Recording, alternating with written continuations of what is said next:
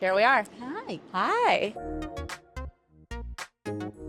I'm Monica Perschetz. Well, you know I'm Monica Perschetz. I'm Monica Perschetz. I'm the Vice President of Holding Company Partnerships at Spectrum Reach, and this is Jess. I'll let her introduce herself. And you know I'm Jessica Brown. Yes, I'm Executive Director of Partnerships and Marketplace at WPP Media. We haven't been working together that long, but No. part of what kicked off our instant connection was not just transparency in media, but a very quick understanding that we're both transparent people, and the way that we do business is transparent, and it helps us really get to a place of trust. And it's a good theme to bring up because there is so much conversation about transparency here at CES. And I'm curious, what does transparency mean to you? And how close are we to achieving it? What needs to happen in 2026 to drive meaningful progress? I love that you brought it up in the context of our relationship, because that's my answer. Is transparency means so many things depending on the context of what you're talking about it. So we talk about things like transparency in the bid stream because we want to understand show level content so we can target and understand things. We talk about transparency in terms of ad tech and fees, transparency in terms of relationships. So I think where we are in getting there varies. But also to clarify, transparency is understanding what something is, and you could still have a hard conversation, which you and I have. We're very honest. Yeah. In terms of ad tech, you can tell me there's a fee, you're transparent, and it doesn't mean it's a bad thing. It's just being honest and understanding the value of what you're getting. And what it's delivering, what it's driving for an advertiser. So I think depending on the context, we've made a ton of progress in terms of transparency. That's great to hear, and I feel the same way about you. And I think for us to be responsible media partners, to bring you the solutions that we're bringing to you, we're telling you all about the high fidelity data. We're telling you about our knowledge of the individual home, about the content recognition and content signals that we have, and that we could, if we don't pass those to you, then we're saying, hey, we're great media partners, believe us. And while I know you will believe us, I think us being good citizens of the products that you as an agency partner of ours are trying to put in, to me, the only way for us to be good actors is to say, you know what, in a privacy compliant way, how do we give you as much keys to the castle as possible to see what we see and be able to elevate your business for your clients so that we can be a partner, yes, providing media, but providing more into the products that you're bringing to market. And I think that leads well into another question, which is, what innovations are helping make premium video feel more accountable, measurable, and performance-oriented than ever before? I love this conversation because I think for a long time there was this perception that premium video is this lean back experience and it's not performant and it's not driving results, it's just mass reach. My favorite thing to talk about is ad innovations, whether it's interactive ads. You're seeing consumers engage with ads, premium video ads, in a way like we've never seen before. And adding on to that, the thing that we're seeing is full funnel measurement. Is really helping us understand how premium video is driving lower funnel tactics and driving sales and driving consumers down the funnel. That's what we hope to hear, because that's what we can bring to the table, as well as, as much as I would love to say Spectrum Reach is the only media you buy, we're the only ones you need, don't talk to anybody else. I acknowledge that's not the case. So if we can offer the data that we have, that we can offer the insights and the visibility that we have to fuel your larger ecosystem, to prove out a platform that's important to all of us, that we all know works, and it's just taken us years to get to a place that we can prove it. Speaking of changes that drive progress, we talk a lot about identifying the audience with confidence.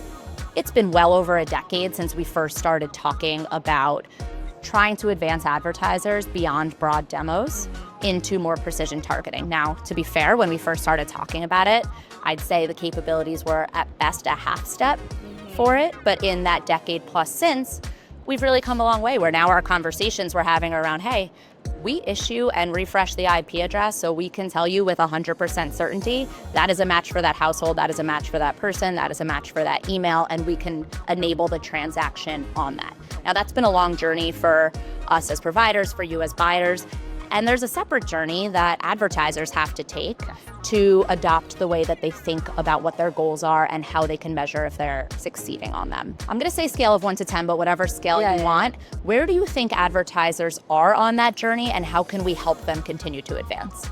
I would say, pun intended, it's a spectrum on where advertisers are. It depends on, it may even be the brands within a portfolio. It may be the campaign within a brand, because you're trying to do different things depending on the brand, depending on the campaign, depending on the messaging. So while I think the ability is there on a 10, right? All the reasons you mentioned, whether it's linear addressable or CTV, one-to-one, household addressable, we can be more precise than just age and gender. The value and the necessity of it ranges. And I also don't think it's one or the other. I think a really successful campaign will have both. They'll complement each other. So advertisers are on that journey. Some are more advanced than others, and some are just using the full, again, pun intended, spectrum of ability and ways to target. And then I imagine it comes down to, okay, so if you're doing both, who's giving you enough information back to be able to connect the dots and ensure that those two activation points are working in tandem with each other as opposed to in silos? And then how can you loop it together with measurement? And I think you hit on a really good point saying, there's a spectrum. It's not just a good point because it used the word spectrum. It's also a good point because, what does precision mean to different advertisers? You could have all the best data in the world for advertiser A, but advertiser B has some sort of different need. And I think we've seen, that customization come to life really strong with retail media networks and the brands that lean into the unique data that they have. Now, I think at the onset, understandably, so much of the data is so rich for the advertisers that it serves. And so much of where the media landed was on site. Yeah. Now we're seeing, partners in CTV, OTT, et cetera, start to supply retail media networks with additional inventory types. How appealing is that? How are you seeing that adoption going? What's the why for you? We talked about a little bit before performance in CTV and premium video, and I think that's really where RMNs come in and the retailers and their full funnel measurement. For those endemic brands, you can do cross-channel and you can understand not only are these different tactics and channels driving sales, but how are they driving lower funnel tactics? How are they driving lifts to on-site branded search? So I think that's a really important part of the retailers. In addition, you mentioned this, for some of the non-endemics, it's an interesting data set. It's a little bit differentiated. So it's finding those audiences in a different way that you may not have thought about, or coming at it in a different way in terms of creative messaging. So I think for both endemic and non-endemic retailers, it's just a new way of reaching consumers with a different target. It makes a ton of sense because the data is unique, the data is strong. And if you're not beholden to exclusively being on site, then that broadens, to your point, where if you're an endemic advertiser, what part of the funnel you could start at with that data with full connectivity and visibility. And if you're non-endemic, just the ability to use it, because you're not going to want to land on site. But if you can use that data with additional media types, then all of a sudden you have access. I think that makes all the sense in the world.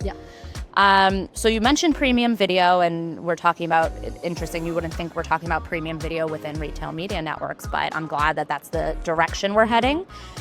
As consumer viewing behaviors continue to fragment across platforms, we say premium video so much, we change the definition frequently. How do you define it? I don't define it. The consumer defines it. Well, because the consumer defines it. Like I have kids, 14 and 12, and their version of premium video is very different than mine. Funny enough, even, and I'm sure you've experienced this coming here, I was sitting at the airport talking to coworkers, and they were talking about all the things they've purchased off of Instagram. I would not consider I know exactly what coworker you're talking to based Yes, you do know. I wouldn't consider that premium video, but it drove, they were watching content on Instagram and it drove a purchase. That's premium. So I think we have to acknowledge that consumers, there's so much content out there, and consumers are in charge of how they define premium. We just have to find the right ways to reach them.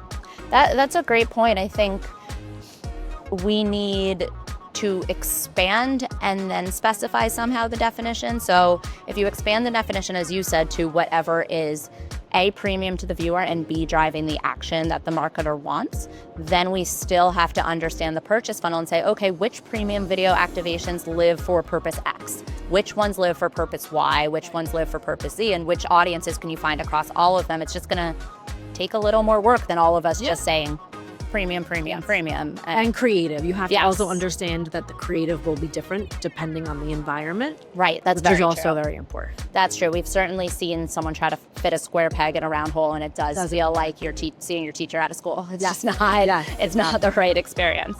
All right, I'll let you go, but I have one more question. So in an environment of constant change, you know, we're walking around CES, I'm seeing 4,000 people I know with every step. Yeah. You, as a holder of significant budgets across a lot of marketers, I imagine you can't get 2 steps without talking to someone or having someone approach you. What qualities make a truly indispensable partner to your team today? Well, I would say you are one. So what do you? Thank you. I didn't pair.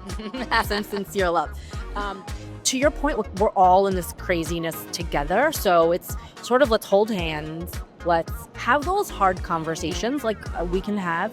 And let's figure out together how to tackle the problems. Let's figure out how to say yes and, right? Let's solve the problem. Let's be flexible with each other.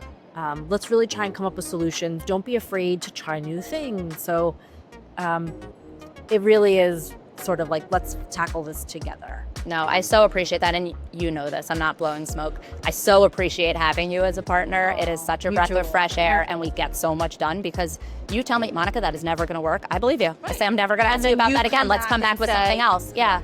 And likewise, if I tell you we're never going to be able to do this because of XYZ, you know I've basically offered up my home before I tell you no to get a yes. So I think, you know, cheers to a lot more partnerships like that in the next year. And I'm excited for all that's to come. And thank you for doing this. Thank you. Always fun chatting with you.